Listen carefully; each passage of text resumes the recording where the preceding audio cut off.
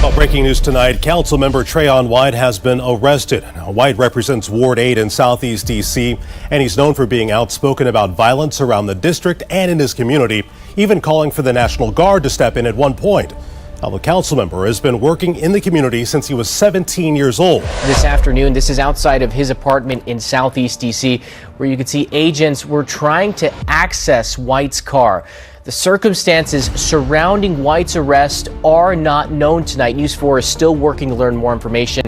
What we can tell you is that White remains in custody. White was first elected to City Council in 2016. Big breaking news out of D.C. Councilmember Trayon White is being charged with bribery. He's accused of agreeing to over $150,000 in bribes to help companies get city contracts. White was arrested yesterday and appeared in court today. Anytime any part of the government is questioned in this way, it distracts from the very important work that has to be done. If we are talking about offices that are focused on keeping people out of harm's way, preventing violence, especially with our focus on alternatives to law enforcement strategies, which we're very committed to.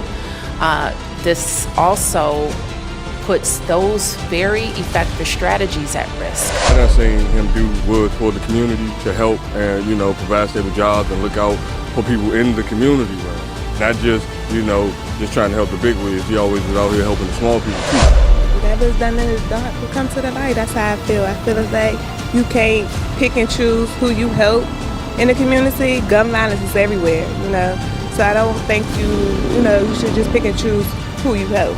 They made a public spectacle of this, and this is what we need to understand. So whether he's guilty or innocent, the culture itself is guilty, and these practices need to come to an end. We know that White was taken into custody by the FBI. We're outside of their field office right now downtown. We know that arrest took place earlier in the afternoon around 2 o'clock. D.C. Council Chairman Phil Mendelson confirming that arrest to 7 News, but not really saying much else. And right now, the true nature of the possible charges and allegations brought against White still very, very. Both public trust and integrity in elected officials is critically important. We're trying to gather the facts at this time. Councilmember, did you accept these bribes, Councilmember? Anything you want to add? Anything?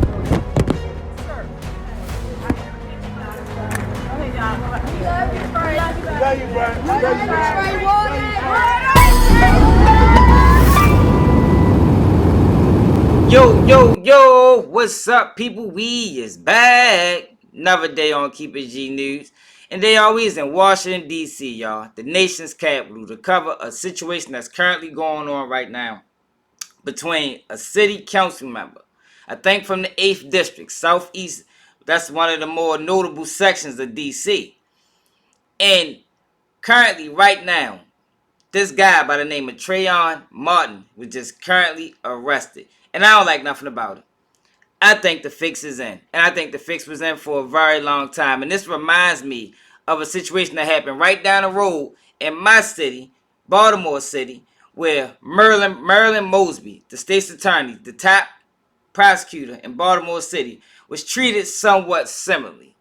We talking about politics, y'all. And whenever we talk about politics, y'all, we talking about a dirty game. I think it's worse than the streets. So in this video, I'm going to show y'all some series of events that I think actually led up to what's going on. But before we get there, make sure you subscribe to the channel, like, comment, share. But I got to at least show y'all what there is alleging that Trayon, the city council member. Yeah, Lorenzo, it was essentially a company owner here in D.C. who was facing federal charges for stealing COVID relief funds, who agreed to work with the FBI in this operation in exchange for a plea deal for himself. Now, that person's name is never mentioned in this complaint. However, prosecutors say the conversations the person had with Councilmember White are all on video. Now, this criminal complaint says that the Ward 8 council member accepted 4 cash payments of $35,000 each between June and August. During several of the meetups, Prosecutors say White is seen in video tanking envelopes with cash anywhere from $5,000 to $15,000. In exchange, White would use his position as a council member to pressure government employees at the Office of Neighborhood Safety and Engagement and the Department of Youth and Rehabilitation Services to extend several DC contracts. Now, those contracts were valued at $5.2 million and were intended to provide violence intervention services here in the district. Now, in this criminal complaint, it says that it was Councilmember White himself who suggested to this company owner that they try to venture out and expand and secure other types of contracts in other areas, including mental health and housing. He called housing a cash cow. Now, that company owner said he also gave Councilmember White other types of gifts like trips to Las Vegas and the Dominican Republic. Trayon Martin was accused of taking bribes, up to $150,000 in bribes, y'all. That's what they said he did. Now, I'm of the mind frame, and it's just my opinion, that I think most council members take bribes. You feel me? Like, this news, Keep It G News, ain't like the news you're going to get on TV. We're going to keep it all the way real as much as we can. You know? But it just seemed like to me, every now and then they had their picks. And they normally pick on the ones that try to be the difference. Like Marilyn Mosby was in Baltimore. Like Trayon Martin is in D.C. He tried to be the difference. And the reason why I said he tried to be the difference is because if you listen to some of these speeches, man, he totally captivated the Southeast D.C. He had their eyes and ears. And whenever you a black man or a black woman of influence and power, and you got people that's paying attention enough to listen to you, I don't think they like it.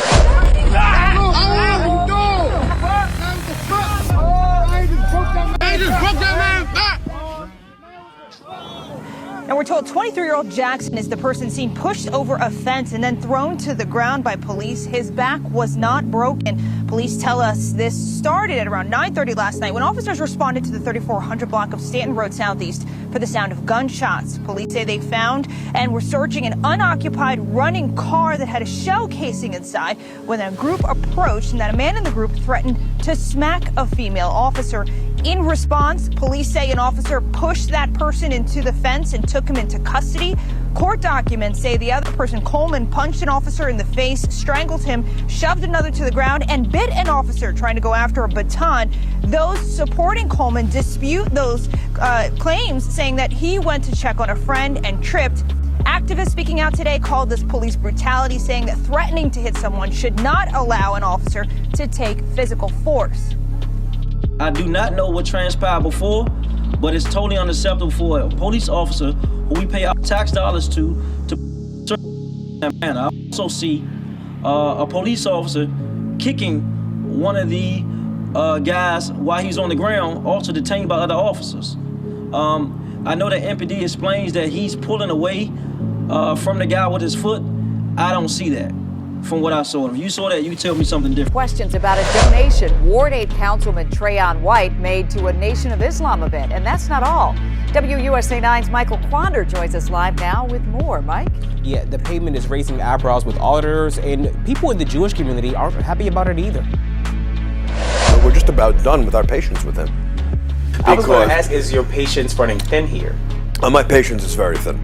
It's almost depleted. The Jewish Community Relations Council says it tried working with Councilman Trayon White, but says things only seem to be getting worse. These three things happened in a period of 1 month. Let me explain. First, the councilman claimed a rich Jewish family controlled the weather. The Rothschilds controlling the climate to create natural disasters they can pay for it and own the cities, man. Be careful. Now, White apologized for that and agreed to go on a tour of the Holocaust Museum. But this is where the second issue comes in. White left that guided tour early because he says a reporter was following him around and taking notes. I did feel comfortable doing a tour like that and seeing what I saw and experience what I'm feeling emotionally. But I know reporters taking notes. As part of his job description as an elected official, he has to be willing to accept public scrutiny, which means sometime the media is going to show up even if you don't want it, and you've got to just deal with it. And here's the third issue. This report with the D.C. Office of Campaign Finance reveals White donated $500 to a Nation of Islam event Chicago.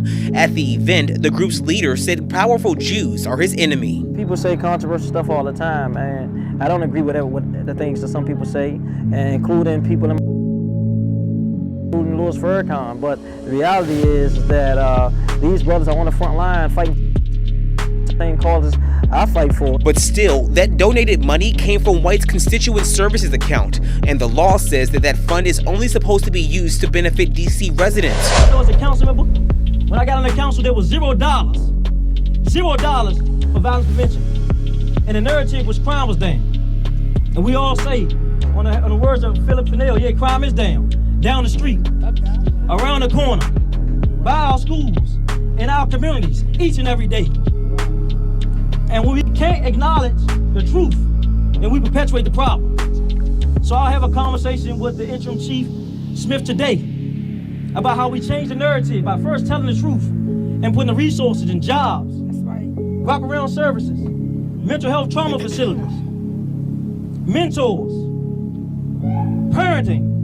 I'm gonna say it again, parenting. Parenting. I'm gonna say it again, parenting. Parenting. Parenting. In our community. Yes. Because as we know, for those who live here, the black man have been ripped from our community due to mass incarceration. That's right. And those who come back are trying to find their way in a place in a city they don't care nothing about. The housing and the homelessness in our city is outrageous right here in the United States, the nation capital. I went online to help somebody today about getting assistance for getting their rent paid. And the E-RAP website said that we are no longer accepting applications. So while we're in a homeless crisis, in a crime crisis, we're in a hopeless crisis right here. We gotta call it what it is. We are in what I call a war zone and a state of emergency. In fact, someone was shot today at 11:40 a.m. in the 2200 block of Hunter Place, Southeast DC. In fact, someone was shot yesterday in the 2200 block of Alabama Avenue, Southeast DC. In fact, the day before that, Sam knows we was in Wellington Park because 3 individuals were wounded as a result of gunfire in Southeast Washington, D.C. In fact, for the past 7 days straight. D.C. Council member is sounding the alarm tonight over the wide-reaching impact of crime. Ward 8 Council member Trayon White today said if rampant shoplifting continues, the Giant on Alabama Avenue in Southeast may be forced to close its doors. News 4's Mauricio Casillas looks into what this would mean for food insecurity in the district and what's being done to keep that store open. We're gonna work with John to keep this open. A call to action to save an oasis of sorts in what is otherwise a food desert in Southeast DC.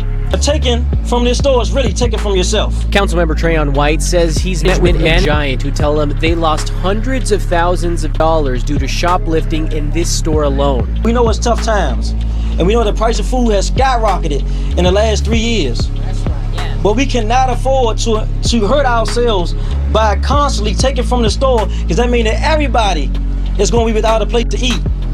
And enough is enough. Now in this video, y'all, we ain't going to really deal with guilt, you know, because like I say, I think they all do it. But I could be wrong. I think they all do it. Now, Trayvon Martin got caught with his hand in the cookie jar, y'all. But let me tell y'all something about this system, you know. In the state system, or in a system in general, there's a word called entrapment. In Washington, D.C., everything is federal. But the federal government can do it. Matter of fact, when you talk about the Pentagon, y'all remember somebody was trying to threaten to bomb the Pentagon, or they was planning to bomb the Pentagon? Do y'all know how they actually arrested this person? This person was arrested on some, can we call it devious circumstances? Now, if he was trying to bomb the Pentagon, it's probably a good thing they did do it this way. But at the end of the day, they wouldn't be able to do this if this was a state level crime. And in the federal government, you can't necessarily entrap people. But what you can do is, if you get word that a person is already dibbling, dabbing, you know, taking little payoffs and, you know, taking payoffs for contracts, then that allows them to slide right in and sort of like entice you or coerce you into doing things that, in their opinion, you was doing anyway. But now they got this man on camera. They got him on camera. Got him on video. Because a guy that he was doing business with that was a federal informant. Ironic, right? Y'all think he just bumped across this federal informant on his own, or was this guy kind of steered his way? They might even provided the money. Who knows? But now they got Trayon Martin on camera, on video, taking bribes, taking money for contracts. Now, I don't know how much time he's facing in this situation, yo, but this is one of them situations where I think this is a person that thought he was going to come into the system and change things, but it's some people that involved in this system that don't want to see things change at all. They will fight aggressively to keep everything the same. Yo, this was a spokesman for Southeast DC. And I'm going to tell y'all what's going to happen next, y'all. Similar to what they did in Baltimore with Marilyn Mosby. It is ready to be a slander campaign like never before. At least for the next 2-3 months, because he's due to be reelected, or he's due to go up for reelection. And I hope he get reelected. I hope he get reelected. I hope the city of DC don't fall for the same tactics that the city of Baltimore fell for when you had the news basically telling the city that Marilyn Mosby wasn't it. Marilyn Mosby need to go. Marilyn Mosby is the reason that crime is skyrocketing in the city because of her lax policies. Now, since he don't make the laws, he's just a spokesman for the city. I don't know how they would do that, but I promise you this, they will try. But I don't know how y'all feel about this in the comments, man. Do y'all think Congressman Trayon Martin was set up? Or should he deserve to be set up? You know, if you stealing money, you deserve to, face the consequences. I'm of the mind frame that they all do it, and I think they pick and choose who they want. Because if they didn't all do it and they didn't pick and choose who they want, why does it happen so often? But let me know how y'all feel about this in the comments. It's another day of KBG News, and I'm out. Nigga can't do what I do, y'all niggas can't copy me. Let's keep shit G. Let's keep shit G. Let's keep the shit G. Let's keep shit G. Let's keep shit G.